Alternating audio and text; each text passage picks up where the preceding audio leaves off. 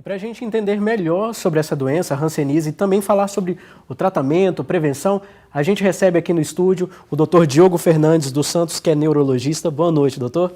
Boa noite, obrigado pelo convite. Prazer estar aqui. A gente que agradece a sua participação. Bom, a gente acabou de exibir essa matéria, né, sobre o CREDEST, pessoas que fazem o tratamento contra a hanseníase. Para a gente começar, só podia explicar para a gente, de uma maneira que todos possam entender, o que é a hanseníase, né? Como que ela acontece, como que ela está no corpo das pessoas?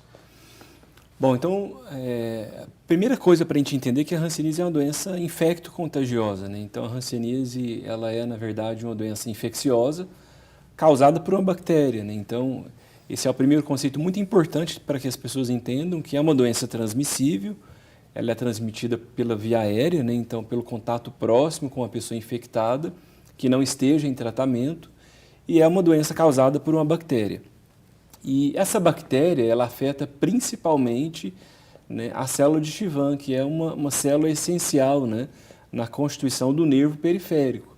Então, embora todo mundo talvez reconheça a hanseníase como, né, uma doença das manchas e das lesões de pele, que de fato podem ocorrer e são comumente observadas na hanseníase, mas a hanseníase é uma doença em que essa bactéria afeta principalmente o nervo periférico, né? Então, por isso, os sintomas neurológicos que são comuns e são os responsáveis pela incapacidade, pelas deformidades e, de certa forma, pelo próprio estigma, né? Então, no passado, né, o medo, o estigma, o preconceito veio em decorrência, né, desse acometimento do nervo periférico causado por essa bactéria. No passado, como até na matéria foi citada, a doença, a hanseníase, era chamada de lepra, né? E quais são os sintomas? O que acontece no corpo de quem acaba tendo a hanseníase?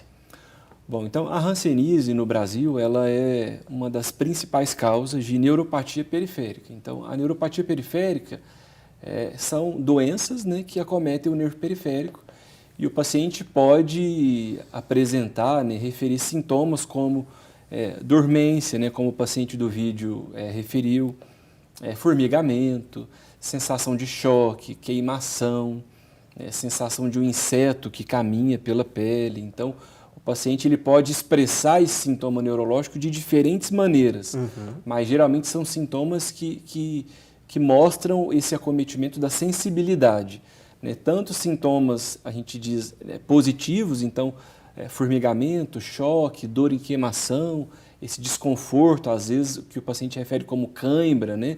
E também sintomas negativos, então o paciente pode perder a capacidade de sentir os estímulos, né? Essas sensações. Exatamente. Então, às vezes, é a dona de casa que se queima e não percebe.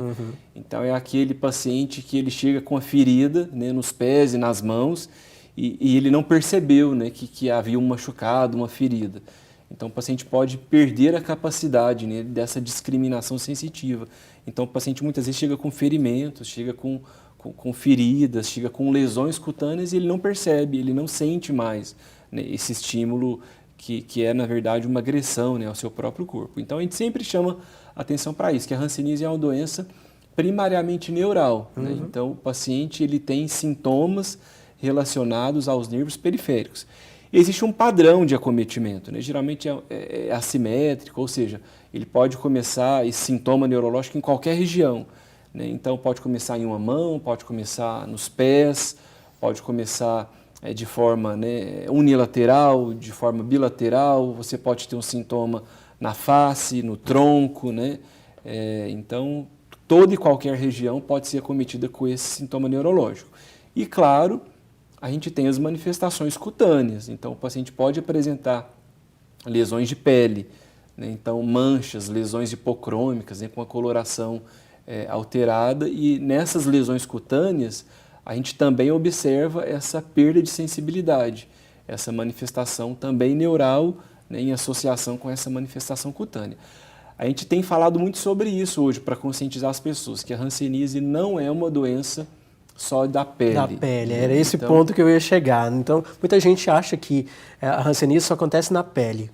Qual a outra parte do corpo que acontece a hanseníase? Então, a hanseníase é uma doença multissistêmica, né? Então, o paciente até comentou no vídeo né, que ele estava à beira da morte, né? Então, porque na verdade ela é uma doença multissistêmica, ela começa no nervo periférico, se expressa muitas vezes com as lesões cutâneas. Mas em formas graves, então, ela é uma infecção que é lentamente progressiva. Então, uma vez entrando em contato e sendo infectado, eu posso demorar anos para manifestar os primeiros sintomas da doença. Então, a gente vê hoje muitos idosos adoecendo, né, e tiveram contato há anos. A gente não consegue precisar nem quando foi esse contato. Mas casos, a gente diz multibacilares, ou seja, é um paciente que ele tem uma predisposição a sofrer uma proliferação, né, com muitos bacilos, né, com a carga bacteriana alta, esse paciente tem manifestações multissistêmicas. Então, a hanseníase pode até simular inúmeras doenças. Então, o paciente pode ter febre, né, então, aquela febre de origem indeterminada.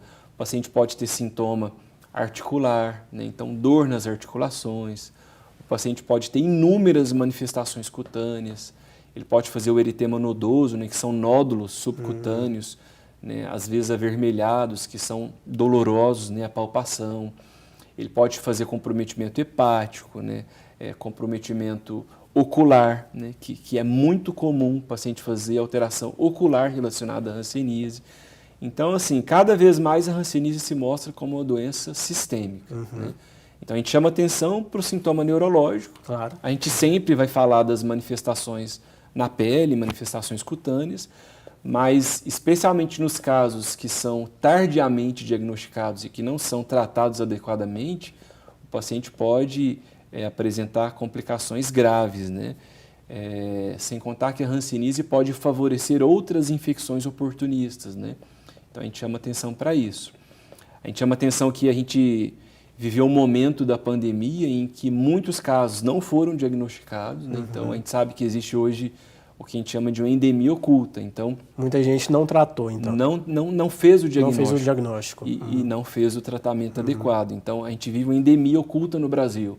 Né? Então, nesse último ano, no CREDEST aqui, a gente teve centenas de casos sendo diagnosticados, não só de Uberlândia, mas de todo o país, né? Pessoas que procuram a gente aqui para realizar o tratamento. E muitos casos sem diagnóstico. Então, quando a gente faz um diagnóstico, a gente vai para a família desse paciente. E lá a gente encontra outras pessoas acometidas e sem diagnóstico. Então, a gente sempre chama atenção que, para a gente favorecer um diagnóstico precoce, um tratamento oportuno e reduzir a chance de sequelas, deformidades, né? Então, quanto mais precoce, melhor é a nossa oportunidade, né, de efetividade no combate a essa doença. Lembrando que é uma infecção crônica, então o bacilo demora muito para se multiplicar. Certo. Então é diferente de uma gripe ou de uma pneumonia, que em poucas horas, né, em poucos dias, você tem uma manifestação clínica exuberante. A hanseníase não. Você pode se infectar hoje e demorar anos para fazer o diagnóstico. Certo. Doutor, infelizmente o nosso tempo chegou ao fim, mas agradeço a sua participação. Volte mais vezes aqui ao Informativo. E é sempre bom a gente falar sobre isso, né, para as pessoas terem essa consciência do que é a hanseníase, né? Muito obrigado pela Quero participação. agradecer o convite e reforçar sobre, né, o Centro de Referência Nacional aqui em Uberlândia. Hoje nós somos um dos 6 centros, né, de referência nacional no Brasil. E lá a gente tem todo um serviço com assistente social, com profissionais, uma equipe multi, para atender e esclarecer dúvidas da população, né? A gente deixa aqui para as pessoas seguirem também a gente nas redes sociais, né? A gente tem feito um trabalho nesse sentido e o objetivo é desmistificar essa doença e promover um diagnóstico precoce. Muito obrigado. Com certeza. Muito obrigado. Uma boa noite.